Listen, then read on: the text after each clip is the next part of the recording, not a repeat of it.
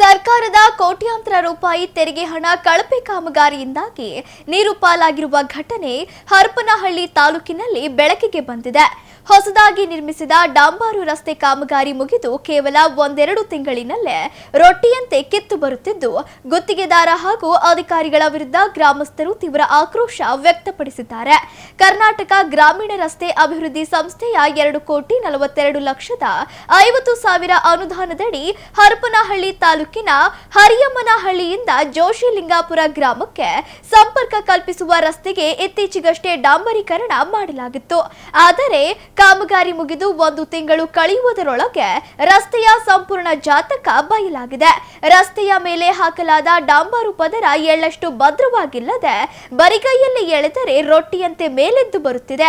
ಕಳಪೆ ದರ್ಜೆಯ ಸಾಮಗ್ರಿ ಬಳಸಿ ತರಾತುರಿಯಲ್ಲಿ ಕಾಮಗಾರಿ ಮುಗಿಸಿರುವುದೇ ಇದಕ್ಕೆ ಮುಖ್ಯ ಕಾರಣ ಎಂದು ಸ್ಥಳೀಯರು ಆರೋಪಿಸಿದ್ದಾರೆ.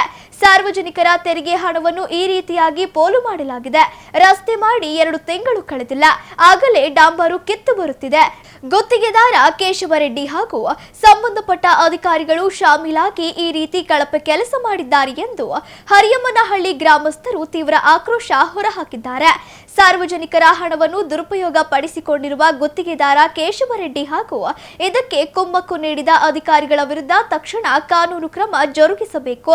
ಜೊತೆಗೆ ಕಳಪೆ ಕಾಮಗಾರಿ ನಡೆಸಿರುವ ಗುತ್ತಿಗೆದಾರರನ್ನು ಬ್ಲಾಕ್ ಲಿಸ್ಟ್ಗೆ ಸೇರಿಸಿ ತಕ್ಷಣವೇ ಗುಣಮಟ್ಟದ ರಸ್ತೆ ಮರು ನಿರ್ಮಾಣ ಮಾಡಿಕೊಡಬೇಕು ಎಂದು ಗ್ರಾಮಸ್ಥರು ಪಟ್ಟು ಹಿಡಿದಿದ್ದಾರೆ.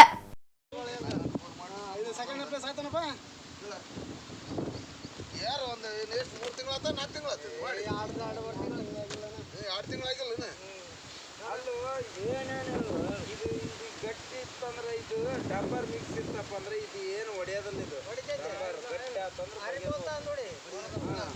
ಇದ್ದಂತ ಬಾರೋ ಹಿಂಗ ಕಾಂಡ ಸಾರಿ ಮಾನ್ಯ ಮಾಡಿರಂತ ನೀರು ಯಾಕೆ ಮಾಡಿ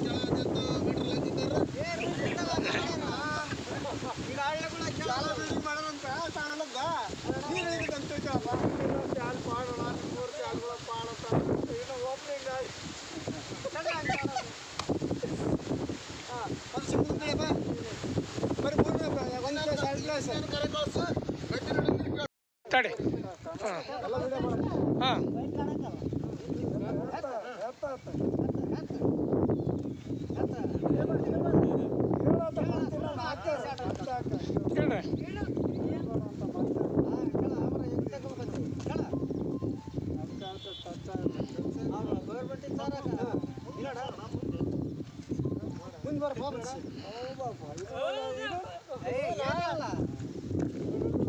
ಅದಕ್ಕೆ ರೋಡ್ಗೆ ಹಿಡ್ದಲ್ಲ